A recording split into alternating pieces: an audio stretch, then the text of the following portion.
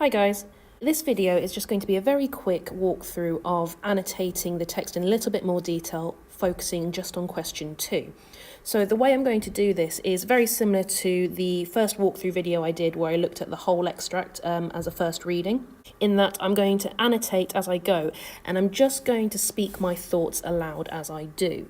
So I'll be explaining why I'm highlighting certain things and just going through a slowed down version of the thought process that goes through my head as I am annotating, and hopefully give you a few tips as to how to approach anything that's unfamiliar or how to decode some of the subject terminology and some of the language while you're approaching question 2. So before I start annotating, I just need to make sure that I've got the question framed in my head to help me focus my reading and focus my annotations. So taking a look at the question. Question 2. Look in detail at this extract from lines 14 to 28 of this source. How does the writer use language here to describe the driveway to the house? You could include the writer's choice of words and phrases, language features and techniques, and sentence forms, all for 8 marks. Going back to the extract, I need to first of all make sure that I draw a box around the relevant lines. So it was lines 14 to 28 of the source. So that is this paragraph just here. Okay, and drawing the box around those lines just means that I'm going to focus on what's in front of me. I also need to remember to ignore everything above it and everything below it because it won't be credited for marks in this question. So to make sure that I'm being really focused, that box just keeps my eyes trained on the right spot. And the other thing I'm just going to make a note of is what the focus of the question was. So that was, how does the writer use language here to describe the driveway to the house? So I'm just going to write in capital letters the word driveway here to help me focus what it is I'm looking for. When I start reading this section of the extract again, any references to the driveway, I'm going to make sure that I really hone in on that. But the crucial thing is, as you can see, I've already got a lot of things highlighted from my initial reading of the text. And wherever possible, I don't want to do the same job twice. I want to use what I've already found, because those moments that I've highlighted are the moments that I felt were particularly interesting on that first read. And now is the time for me to go back and to start asking myself why I think those are interesting, and in particular, what those moments might tell me about the driveway to the house. So I'm going to start off by reading, again, sentence by sentence with a particular focus on what I've already highlighted. And as I said, I'm going to speak my thought process out loud. So if you listen to what I'm saying and do this alongside me, then you should be able to produce something very similar, if not exactly the same. Nature had come into her own again, and little by little, in her stealthy, insidious way, had encroached upon the drive with long, tenacious fingers. Right, I've already identified the personification, and then that personification came from the repeated use of the pronoun. I'm just going to label that so I can use that if I need to. The pronoun her, and also the fact that she's got fingers add to the personification. But does that tell me anything about the driveway at all? Yes, because it's saying here that had encroached upon the drive with long, tenacious fingers. So I've already highlighted that word encroached, so I can circle just that bit. Now the reason I'm circling is so I can tell the difference between what I highlighted the first time round and what I'm identifying the second time round. And in theory, anything that is both highlighted and circled is something I definitely want to use in my answer. So encroached upon the drive with long, tenacious fingers. Now that word encroached, that in that sentence is a verb. And what does it suggest? Encroached suggests that it has slowly taken over. So put that all together, I've got personification of nature as a sinister force, and I can tell it's personification because the use of the pronoun her and the noun there, fingers. Nature has decided to take over. There's a conscious decision. It's that nature's alive and can think for itself, and in particular, it's not a nice force here. It's stealthy, it's insidious. So that tells us that nature has negative intentions. So loads to use there in that first sentence. Just going to circle so I know that I can come back to them. The woods, always a menace, even in the past, had triumphed in the end. Okay, when I first read this, I highlighted the word triumph because I thought it provided a bit of a contrast as something positive. But actually, reading it again, that tells me that the woods have triumphed in the end, and that's not a positive thing because the woods are part of this personified nature, and the fact that they have triumphed suggests that they have won. And triumph in particular, for me, gives me connotations of winning some kind of battle or struggle. So I'm going to link that into what I said about the verb encroached, showing that it has slowly taken over. I'm going to say that it has won a battle against the drive. Beeches with white, naked limbs leant close to one another, their branches intermingled in a strange embrace, making a vault above my head like the archway of a church. Now, I definitely want to use that piece of terminology if I can, because that was an easy spot from my first read. I need to just think about what it is that simile is telling me about the driveway. Because remember, if it doesn't tell me anything about this, then it's not relevant to the question. So, what does an archway of a church tell me about the driveway? Let's read that sentence again and think about that question. The beeches with white, naked limbs leant close to one another, their branches intermingled in a strange embrace, making a vault above my head like the archway of a church. So a simile compares two things. And what's being compared here is the beeches, the trees, and their naked limbs. It's that personification again, isn't it? It's the beech's naked limbs making a vault above my head like the archway of a church. So put that all together. Now, it's comparing the trees to a church.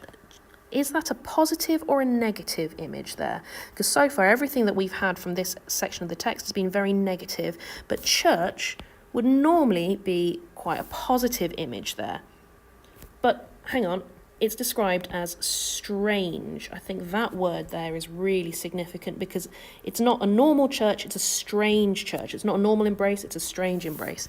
So to me, if I put that all together, the simile compares trees to church in a negative or strange way. Essentially what it's saying is that the driveway is covered by trees. Okay, so moving on to the next sentence, because we've got quite a lot to say about that one. And there were other trees as well, trees that I did not recognise, squat oaks and tortured elms that straggled cheek by jowl with the beeches and had thrust themselves out of the quiet earth. Okay, the things that stand out to me here are the sense of not recognising something, and what she doesn't recognise is the trees themselves. So it comes back to this idea of strangeness, because she's describing the oaks as squat and the elms as tortured. So what she doesn't recognise, if we look at how they're described, squat and tortured, she doesn't recognise things that seem uncomfortable. And then we've got this phrase, straggled cheek by jowl. That suggests that everything is all very crowded. And because she doesn't recognise it, what does that tell us about the driveway? The driveway is more crowded than it used to be. And thrust themselves out of the quiet earth. Thrust is another quite violent verb, isn't it? So you've got tortured and thrust, this idea of violence coming up again and again. Along with monster shrubs and plants, none of which I had remembered. Again, there's that repetition, that repeated idea that she doesn't recognise things, she doesn't remember things. All of this is unusual. So what does it tell me about the driveway? It tells me that the driveway has changed beyond recognition. Okay, we've got a nice image coming up here, and it's directly related to the drive because it's got the word drive in it, so I'm definitely going to look at this. The drive was a ribbon now, a thread of its former self, with gravel surface gone and choked with grass and moss. I'm going to highlight that entire sentence. I'd already highlighted the bit about being a thread and being choked, but I think that whole sentence is worth paying attention to. So let's look at that in a bit closer detail. I've already highlighted that, so I'm going to make sure I circle that image of the thread. So just circling that word choked, because it's been highlighted twice, so it's definitely important. We've got this comparison going on here between a ribbon and a thread. So we've got two things being compared. The drive was a ribbon now, a thread of its former self. Right, so when you've got two things being compared to each other, I need to ask myself now, what is it saying about the driveway? Can a drive be the same thing as a ribbon or a thread? So is the drive literally a thread or a ribbon? No, because it's a driveway. It's made out of gravel. Okay, that means it's not literally true, so it must be metaphorically true in some way. We've got a comparison, so it's either going to be a simile or a metaphor. Now, the easy way I'm going to use to spot which one it is just to look again for those key words that you find in a simile, as or like. Now, that doesn't seem to be appearing. Drive was a ribbon. It's not was like a ribbon. So because it's described as being a ribbon and a thread, that means this has got to be a metaphor. And that's how I remember the difference and how to spot the difference. If it can't be literally true when two things are being compared, then it means the language has to be metaphorical in some way. And then it's just a case of narrowing down whether it is a simile or a metaphor. And the easiest way is to rule out simile, because if it doesn't contain the words as or like, it can't be a simile. So that means it's a metaphor. But again, to use this and to make this meaningful in my analysis, I can't just say, the writer has used a metaphor. I need to look at the effect that has. So what is that actually saying about the driveway, this key concept that we keep coming back to? Well, what is a ribbon and what is a thread? A ribbon is something with quite positive connotations, makes me think of presents. It makes me think of things that are wrapped up and look pretty, whereas a thread is something a lot more basic. It's a lot more, it's a lot thinner, and it doesn't have the same positive connotations. So it used to be a ribbon, and now it's a thread. So that tells me that the driveway has deteriorated. The driveway has in some way broken down from this thing that used to be quite impressive, a ribbon, and now it's a thread. So this metaphor tells me that the driveway has deteriorated. Okay, it's not as impressive as it used to be.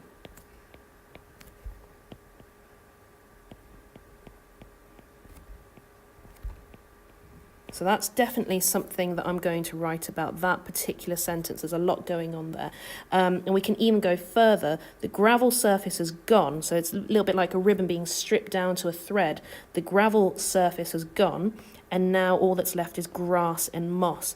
And the grass and moss is choking it. So that brings this idea of violent personification back around.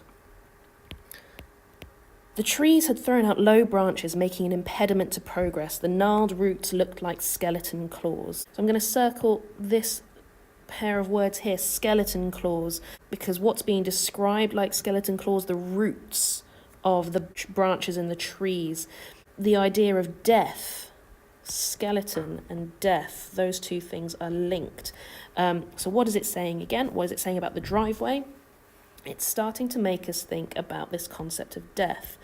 Possibly something or someone has died, the driveway possibly has died, which links into the personification. A driveway can't die.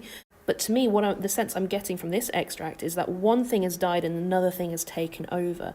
So this house, this driveway that used to have so much life to it, is now dead, and what's taking its place are these skeleton claws, these gnarled roots, these horrible negative images created by the personified nature. Scattered here and again amongst this jungle growth, I would recognise shrubs that had been landmarks in our time, things of culture and grace, and hydrangeas whose heads had been famous. So when I read this the first time, I noted that this area of the text towards the bottom of this section seems to create a contrast, because it's something that she recognised, and then we have the positive language of culture, grace, and famous.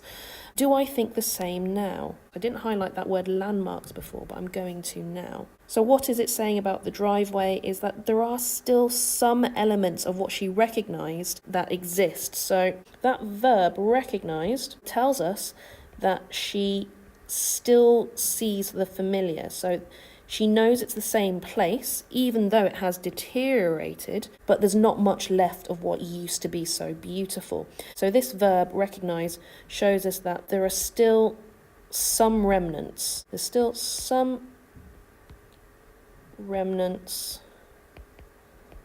of the beautiful drive, but not many. No hand had checked their progress and they had gone native now, rearing to monster height without a bloom, black and ugly as the nameless parasites that grew beside them. This idea of going native and being described as monstrous, black and ugly, and parasite, that to me links this last sentence to the very first sentence, the stealthy and insidious. Okay, so those two key words at the top, I think we've got the same idea being brought back round towards the end of this section, because it's a lot of the stuff in the same semantic field. Essentially, the overall impression of the driveway that I get is that parasites, something that lives off the life of others. So the overall impression is that nature has killed, in a way, or choked, you can use an embedded quote there later, has killed the drive. And with that, I think I have got more than enough to start approaching question 2. So a couple of things you'll have noticed as I'm going. First thing that will be glaringly obvious is that this is a bit of a mess. Hopefully you'll take a little bit more pride in your work, and apologies, my handwriting never really translates over to interactive whiteboards or to screens of any kind. I promise it is normally a little bit more legible than this. However, the point I'm going to just make about that is, I have said it before, the extract and the annotations on the extract are for you, they're not for the examiner. The only thing that is credited with marks is anything you put into your answer booklet. So don't panic if it looks a bit of a mess. So long as you can read it and decode it, then it's still going to be useful for you. Now, this makes sense to me because this is how I tend to annotate things. So for me, I don't need to go back and kind of color code or highlight anything in any more detail. However, if you look at this and it makes you feel a little bit anxious because it is so scruffy, then you know you need to take a little bit more time and making sure it's presented slightly neater. However, the point remains that you don't get marks for presentation on this. What you have got, though, is lots and lots of really valuable annotation. And certainly for me, I now feel like I understand this section of the text in a lot more detail, which is a really good position for me to be in, moving on to answering my question 2. So that was me walking through the annotation process of the section of the extract for question 2. If you have any questions, tweet me at Collins K English, or if you're ready to have a go at answering this question yourself, take a look at my other video on answering question 2. Remember, there are some marked student examples in that video, so if you're having a go at it, you can also have a go at some self-assessment using the techniques that I show you. Thanks very much. See you later.